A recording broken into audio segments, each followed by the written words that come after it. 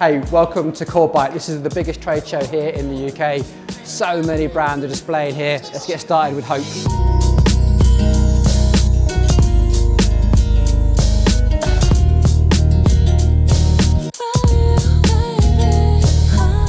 My first look at the Hope track bike. Incredible bit of kit, but when you look really closely, some really lovely details. I love how they've done all the detail around the hub here, and you've got the thumb wheels to adjust the chain tension as you go. Also, the bottom bracket, very reminiscent of what you see on the old Look bike. Looks like a BB65. I'm not quite sure if it's a one-piece crank like the old Look ones. I don't think it is, but it's a big old bearing in here. And I love how they've done the headset as well. So a big bolt coming through all of this. Some details that you just don't see when they do the big overall, because you're sort of blindsided by all the mad aerodynamics. But when you get up really close, there's some lovely details. A couple of new things from Hope then. Their new cranks. They've got a whole display here about how they're made with this foam core, which is really lovely to see. But put on here, come in a 165, a 170 and a 175. 175 is insane, but if they get enough requests, they have said that they'll make a 160 and a 155, which I think is really important. But the nice thing is you can put loads of different chain rings on here, even the new SRAM 1x13. Yeah, nice bit of kit. Little update to the Hope calipers. Now these come in a dot fluid and a mineral fluid, and they just updated this with a new bleed nipple, so it looks very much like the SRAM bleeding edge. So quick note for mechanics, you can use your SRAM bleeding edge tool, but remember that's a dot tool, so you need to buy a new SRAM tool and then make sure it's only used for mineral oil if you're going to be fitting these onto Shimano systems. The tool does actually come when you buy the calipers. If you're a home mechanic, you get the actual bleed fittings with it, but if you're a workshop like us, you need to make sure you now have a bleeding edge tool that's only for mineral oil, so it's another bleed kit for us essentially, but it does make it look very neat and tidy.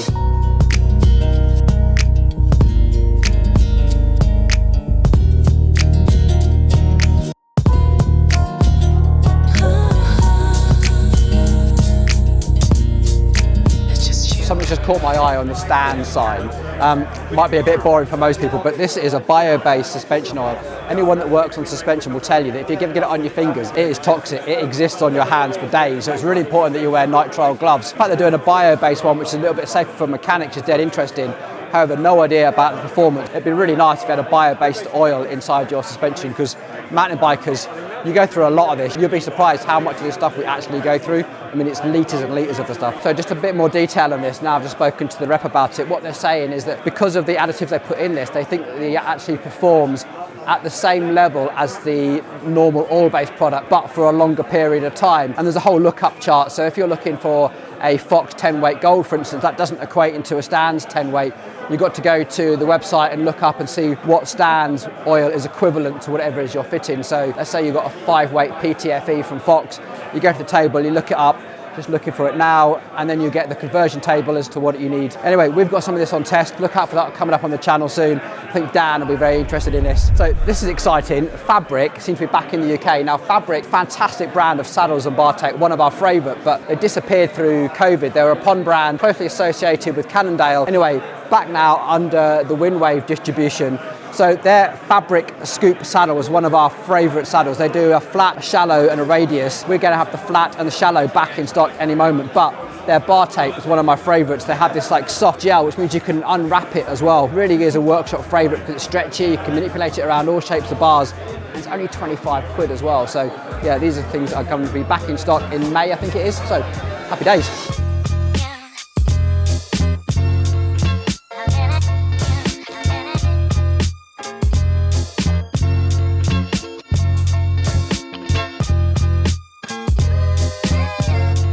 So this is my first look at the Colnago V1 RS. Been all over the internet a few months ago. Nice to see it up close because you get to see all the details. I love all the bottle cages. It really is quite a nice smooth transition between frames. Nice to see they've got to put the attention to detail. Got that Colnago NFT. So remember, Colnago have an NFT on the blockchain, which means that you can transfer ownership of the warranty between owners and make sure that your frame is genuine. It's the first brand I've seen really embracing that whole blockchain technology. Haven't seen many brands follow suit. It is really weird seeing a BSA bottom bracket on this. This feels like this whole bottom bracket area should be wider. It sort of sticks out like a bit of a sore thumb.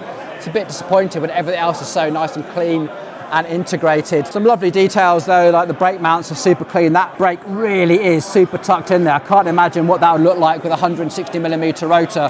It really has been tucked into that chainstay.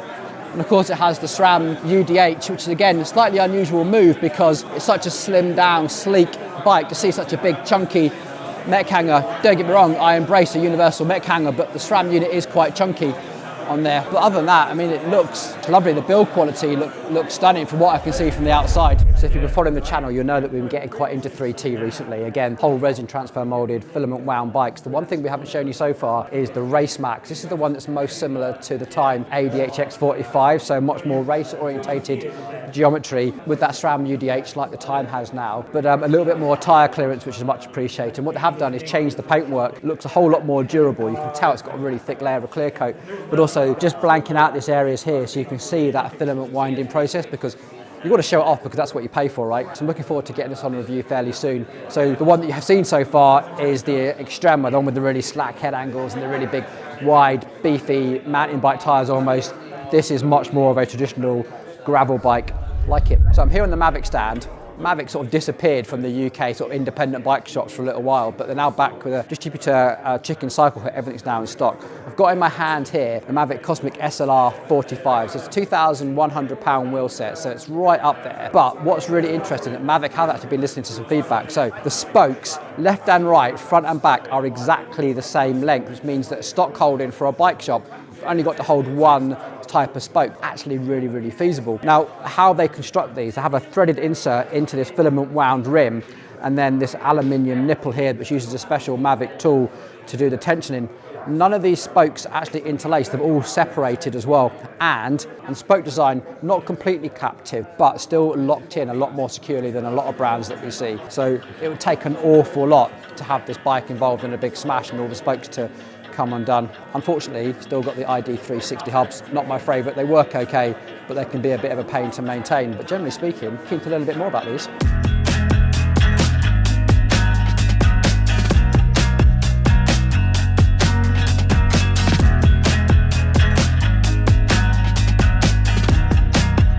Check this out, this is a new gravel fork from KS Suspension.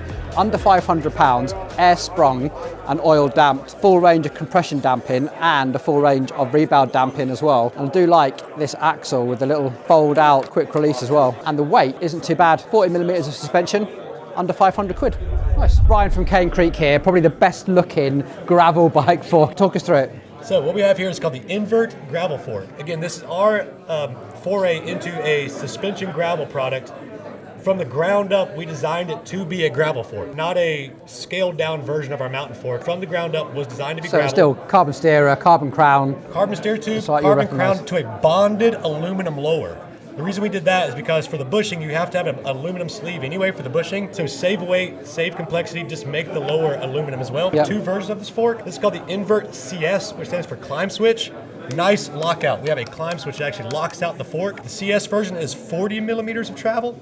And then we have what's called the Invert SL, which is 30mm of travel, no lockout. The way these work, obviously it's inverted. There is no damper, no compression, no rebound, air spring only. The way this works, air valve is here, you add your body weight in PSI, and you go ride. That's clever. Simple as that.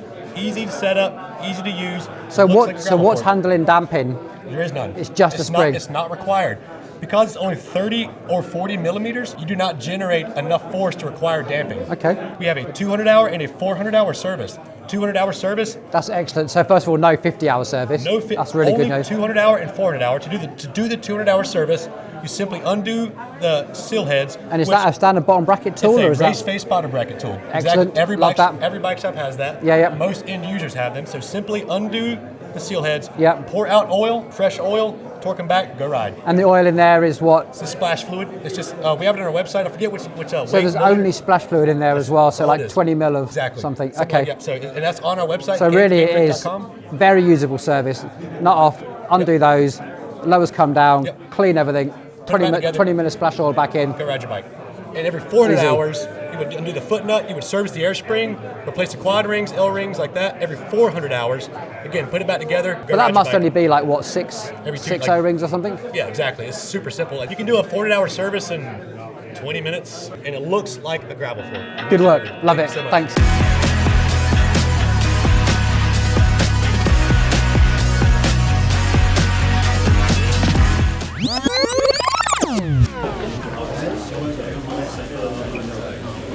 Yeah, you're good.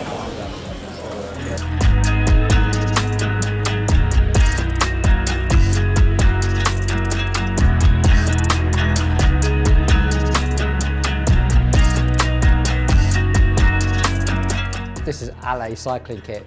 Wear it a lot, you might have seen it on the channel before, do loads of stuff. Ooh, recognise that one? So we're down here picking out some stuff for the new Founders jersey for a part of our crowdfunding campaign. More on that coming soon. Here with Grant from Schwalbe, that's how you pronounce it, isn't it? Right. With a new click system, and Grant's going to show us how to use it. Can you talk us through this, Grant? Sure. So click valve is just a bit of a natural evolution of the valve. Presta valve's been around for over 100 years. And it works, but it's not without its faults. As I'm sure any bike shop owner or anyone's worked in a bike shop will recall how many times a week someone will come in with a bent valve or doesn't know how to use a pump. Or clogged up with tubeless, yeah. Exactly. So this hopefully alleviates all those issues. So firstly, I mean, the conception of this product is just ease of use. As you can see, it clicks on, it clicks off. That's it. Push fit. So the advantage is obviously, like I mentioned, it's ease of use. But as you click it on, you can see it pushes the little plunger open. Plunger's sprung loaded, so sealant migration is reduced as well. So it's less likely to clog, higher airflow over a standard Presta valve better as well. for tubeless, yeah. Exactly, so setting up's a little bit easier as well. And as I mentioned, it's a bit more accurate on pressure reading, so there's no air loss when you connect it. Which is always a pain when you're working with Presta valve, especially with tubeless, because you're trying to get that high flow going. Yeah, absolutely. Exactly. So you can be a bit more accurate on an initial setup. So for your average rider who's getting into cycling, just wants ease of use, ticks those boxes, but also at the performance end of things, you've got those benefits of more accurate pressure reading. So what are you doing to bring this to a mass market? Is it license free, or is it? So this is our product licensed in Europe. We're working alongside SKS, who are producing the pump heads and adapters. Are we ever in a position where we might see the Schwalbe system on a Continental inner tube, for example? It will definitely fit it, as long as the valve core is removable on either the tube or tubeless valve. This is just a core replacement. Good luck with it. Thanks for showing us. Thank you. Cheers. So I'm here in the Reilly room. Now this is a brand that you're going to see more of on the channel because I really like their stuff and we're just waiting for demo bikes to arrive. Had the opportunity a little while ago, and unfortunately bad weather sort of scuppered that. But this is the bike that I'm really interested in. This is the Reilly Reflex Titanium. Love the attention to detail on the build. Like, look at this amazing head tube area. And I love all the sort of the custom anodizing that they'll do, which I'll show you more of in a second on that bike. But look at this big 50mm tires, SRAM UDH, the works. This is a proper Lake District chunky gravel bike. But they also do this, which is their road bike, and at first glance you'll be forgiven for thinking this is a carbon bike because everything is so beautifully well finished, but this is actually titanium and this is an actually anodizing process, not just a really cool chrome paint effect. But look at all the attention to detail around here, everything being perfectly smoothed out, combination of 3D printing and cast parts that all get welded together beautifully. T47, again, that beautiful head badge, and you can get it anodized however you want. I'm a massive fan of things like this. Yeah, so keep following the channel. I think you're going to see an awful lot more from Reilly. We bumped into a fellow YouTuber, Guy Kez TV.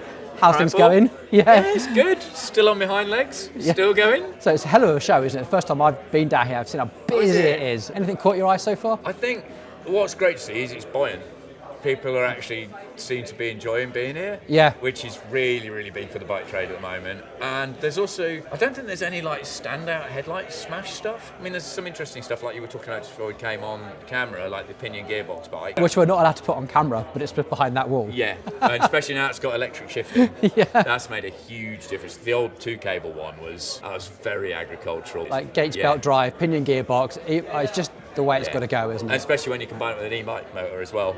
That's the holy trinity, really, isn't it? There's some really good... It might do you out of a job, though, Paul. Why you shouldn't really be talking about this. You want, that looks like it'll chew through chains in no time at all. There is plenty of stuff on these e-bikes that break. Suspension, we've just been speaking to the guys from Fox and stuff. They've got some new stuff that, again, we're not even allowed to... Yeah, you might get the steerer tube poking over, but below the steerer tube, you're not even seeing that. They wouldn't even let us see that. So there's plenty of stuff. That's good. Yeah. That's a whole new category rearranging for them. It's really interesting. There's still some innovation as well. Have you seen the other stuff from Fox you shouldn't have seen yet? Ooh, the shocks. Coming soon. Currently being tested in Arizona. Give me that, I'm going to go and find out.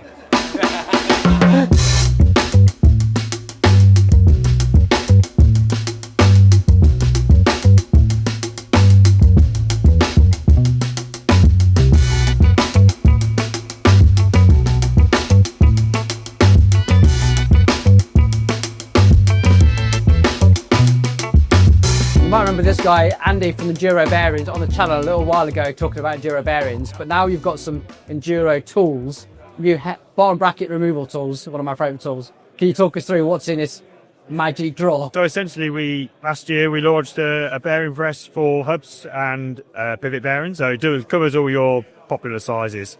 But Enduro are moving away from having lots of different tools for different jobs. Yeah. So they made a press fit bottom bracket tool for removing cups from frames or from bearings without using hammers and pullers and that sort of stuff. But it's modular, so it'll fit with the rod and handles from the previous set. And these are nice as well. They've got really nice truss bearings on them as well. They work really nicely. They're fast to use. Yeah. So we've got the fluff steering on the driver's side, so it's nice and quick to spin up. It's an Acme thread on there, so it's nice and strong. The other thing we have now as well, which is not part of this kit, but we do a zip nut. Yep. So a fast nut, so you can slide it on, pop it in place, and then you just put the thing over the top. So what you get is obviously a set of guides and presses for 24mm bearings, for 30mm bearings, and for dub bearings, all in the same kit. All in the same kit, brilliant. So no separate kits anymore. No separate kits. Yeah. And then you get obviously drivers to remove bearings from cups, or you can take the whole cup out of the frame without damaging anything. Yeah. With the kit, you get standard nut in there, but if you want to use the zip nut, you can push that out. Cool, just show the camera. Yeah. And then the zip nut actually just fits in there. So when you've got it on, you then just push it into place. Brilliant. And then when you want to take it off, you just pull it out and then you slide off the rod. What it also does is if you've got hubs with axle stocks on the inside of each bearing, rather than the traditional way of hammering it out, so you get one bearing out. Yeah. It also includes guides, so you can it's got a 6-bolt rotor. Nice. I love the fact that because we've got one like this from Alt. It hasn't got the guides, which means that under a little bit of tension it can spin. Yeah. And so that's such a good idea. Well done. So that's on there, and then obviously you can push the bearing out safely without damaging the hub. It's a universal kit, and it kind of if you were to have both elements, that and a linear bearing press, it covers probably 90% of what you want to do for bearing fitting and removing. Nice. Thanks for showing us that. That's all right. Looks good. Okay, so this is cool. We're here with Rich from Extra, who import Topeak.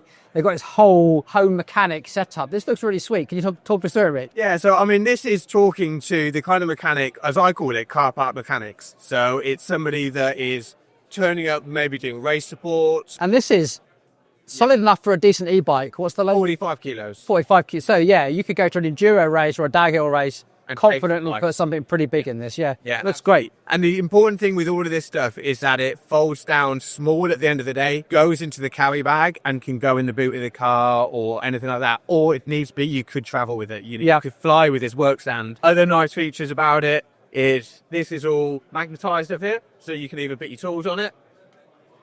At the end of the day, it's just magnets. Yeah, and if you work it out of a car park, it's not for a car park, it's a muddy field, isn't it? And it's like, Or if you've got a bolt and you just you don't want to drop it in the grass, it's like straight out there, keeps it in place. Nice feature, I like that. So that's that. You're looking at £500 for the whole stand. For the whole stand. That doesn't include the weight, the scales, sadly. Yeah. But that is for the rest, the whole stand. That's pretty robust. I mean, we've been sort of leaning on this and trying to. It feels sturdy. I'd be really happy to work on something quite heavy. It is a serious bit of kit. Yeah. And then you've got this super cool little setup here as well. I love all this. Honestly, I absolutely love this. Especially on those really long endurance stage races, perhaps where you have to be mobile and go to the next stage. Yeah, and that's the thing. It's got wheels in the back, so that you can literally wheel it around if you need to, if it's got a bit of weight in it with everything loaded up, and it all collapses down into a small box as well. So again, it does come, or you can have an optional carry case for it, which is like a soft kind of fabric carry case. So if you were flying or anything like that, you can put it in a custom carry case as well. Nice. Seems like you really have thought it through. Nice one. What else? Thanks. So a new name in TPU tubes. This is Aeron TPU tubes. They actually do 3 different thicknesses, I guess. They do the super light one, which probably feels thinner even than the Ride Now ones that you're probably familiar with. A medium density, which is probably even thicker than the old Tubalitos. This is apparently 3 times stronger than Butyl.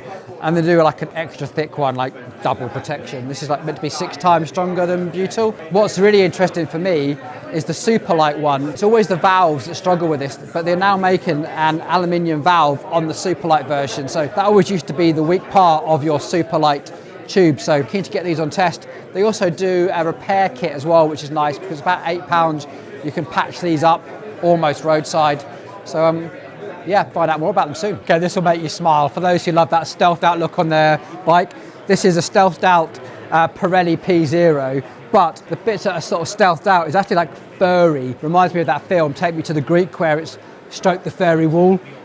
Looks really cool, but £20 more for the privilege of having tyres that you want to stroke. Honestly, I would.